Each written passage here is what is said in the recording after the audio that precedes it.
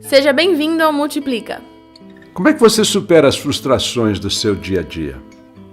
A vida é feita de pequenos acontecimentos, de pequenos incidentes e às vezes até de alguns pequenos acidentes. E é no nosso dia a dia, na convivência com outras pessoas, a nossa atitude, lidando com as circunstâncias, que nós somos testados. De fato, eu diria que o teste da nossa fé e mesmo do nosso cristianismo é aprender a lidar com as pequenas coisas do nosso dia a dia. E Jesus é um mestre nisso. Jesus nos ensina, inclusive, no livro de Marcos, capítulos 7 e 8, que as fontes das nossas frustrações são as irritações, as interrupções e as inconveniências. Ali no capítulo 7 e 8 você encontra Jesus ensinando os seus discípulos e aí de repente vem os fariseus. Os fariseus sempre traziam irritações para Jesus. Por quê?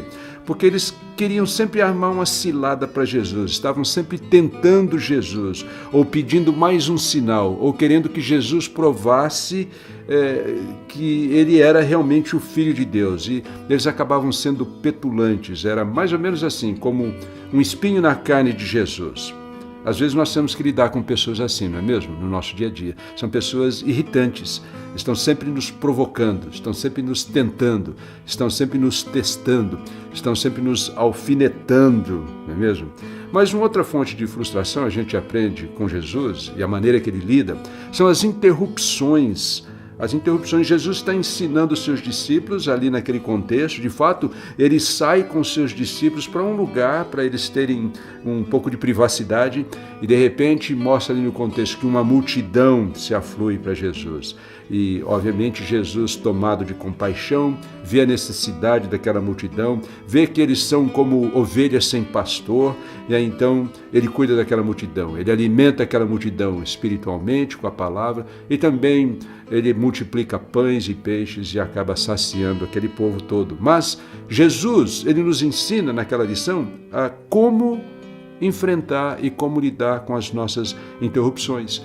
Lá em casa a gente já percebeu, isso já faz algum tempo, que assim que eu e a minha esposa, sentamos para almoçar, adivinha o que acontece? O telefone toca, ou alguém bate na porta, alguma coisa acontece. E nós temos que aprender no nosso dia a dia a lidar com essas interrupções, não é mesmo? Você está conversando com alguém, chega uma outra pessoa e interrompe. Você está tentando estudar e focar em alguma coisa e alguém bate na sua porta, na porta do seu escritório. Você tem um relatório para terminar e alguém chega no meio do seu trabalho e aí desvirtua tudo.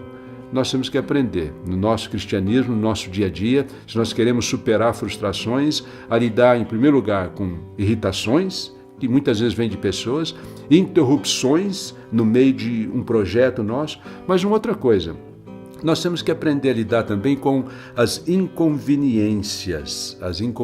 Jesus, ele está ali com os seus discípulos, ali naquela história, no livro de Marcos, capítulo 8, e chegam aquelas pessoas, aquela multidão, e os discípulos logo percebem, puxa vida, Senhor, eles estragaram todo o nosso dia. E outra, eles vão ficar aqui o resto do dia, e nós não temos o que comer. Nós não temos como alimentar todo esse povo.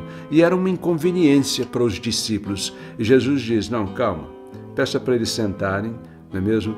E nós vamos cuidar dessa inconveniência, nós vamos lidar com essa inconveniência. Às vezes nós temos que lidar com situações em que nós não estávamos preparados. Nós achávamos, pelo menos, que nós não tínhamos os recursos, mas basta a gente ter paciência, sabedoria, sentar e aí, então, olhar para o exemplo de Jesus. Ao invés de nós ficarmos frustrados, nós buscarmos em Jesus a sabedoria para lidar com as inconveniências. Você está indo para um compromisso e fura o pneu. E aí, de repente, então, você não tem o step. Você percebe que o step também está vazio, né? Está murcho. E aí?